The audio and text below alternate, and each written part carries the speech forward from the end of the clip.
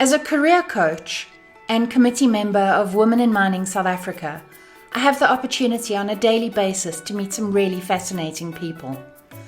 My name is Bryony Lieber, and in this conversation I'm interviewing Sharnie Malan, Customer Services Director for Europe Jaguar Land Rover. Sharnie, tell us a little bit about how imposter syndrome has factored into your career. I moved from a position looking after South Africa for Jaguar with the retailers that we've got here.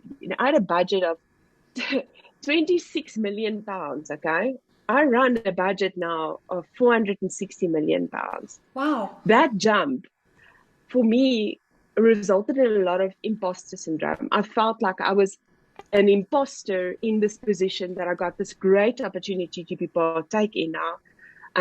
And I felt very unsure about what my situation is. And then those words of Richard Branson came to mind all the time. He says, fake it till you make it. So, just don't feel that other people has got faith in you. Stop doubting yourself. You wouldn't have gotten this opportunity if it wasn't that other people had faith and seen your talent and support you through this process. I mean, this is now the second year and we're making great success, that massive jump from my measly 26 million pound budget. Which was not measly now. To start with. It wasn't measly to start. But I mean, it still is. You get that sense of, wow, am I really worthy of this task that's been given to me? Yeah, I can completely understand that. Tell me a little bit more about courage and how courage shows up in your work and in your career. I think courage is something different, and it was something that I needed to learn initially because, one, we are females in a male-dominated world. I mean, I know that you do a lot of work with women in mining. I also came from a mining or industrial minerals background. And it is very difficult to be courageous without losing your identity as to being a female within the organization. And that courage, it took a lot of deep understanding and also challenging some of my upbringing. As traditionally as Afrikaans, we were taught, and I'm sure many cultures were taught about respect for elders.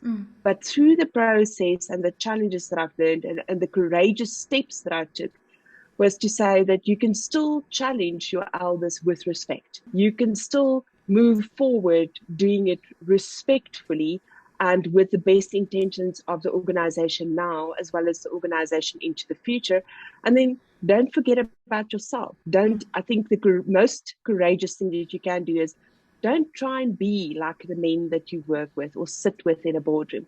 It's about the courage, about being your true self in that situation and showing up as that person. I think that was for me the most courageous step, is when I started up showing up as my true self rather than trying to imitate everybody.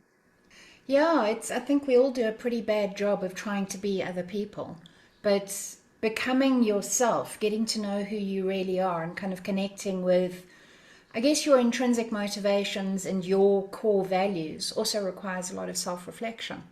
It does. And I think self-reflection is one of the most important things that we tend to forget about. With self-reflection, so normally, and I'm talking about myself personally, in the beginning, self-reflection was very much chastising or personal criticism. It's about, why did you not say that? Why did you interpret it this way?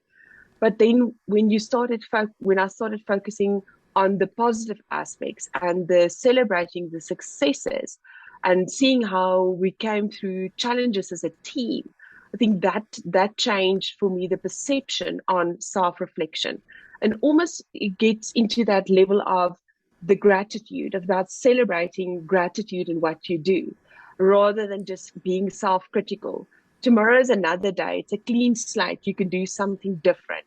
We all screw up in life, okay? Whether it is at home or whether it is at work, is to say, listen, I'm really sorry. And one of the philosophies that I keep on trying to tell my children is that we all make mistakes.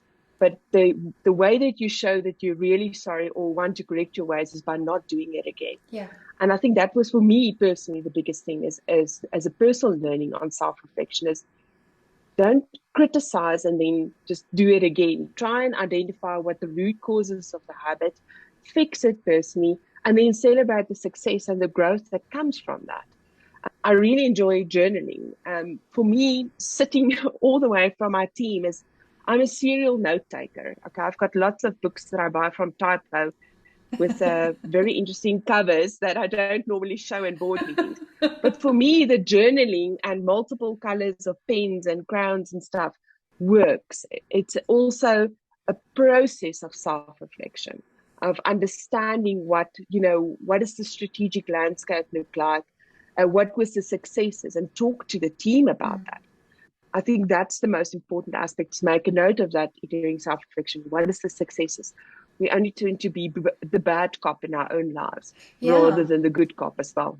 Yeah, that inner critic voice can get very loud, can't it? Very, very loud. And I think that, the business coaching journey that I went on with Dr. Phil, which is my Dr. Phil, not Oprah's Dr. Phil, has been absolutely incredible, because we did a lot of self-reflection on what he calls the snake in the ear. That bad thoughts, like you shouldn't have done it, you shouldn't have said this, why did you act in that way? Why did you lose your cool? It's because we are human. I think that is the most important thing that I learned, is about that inner voice, about calming that inner voice and saying that is just being human at the end of the day. And don't get that inner voice to break you down. Yeah. Don't let that destroy all the good work that you've done.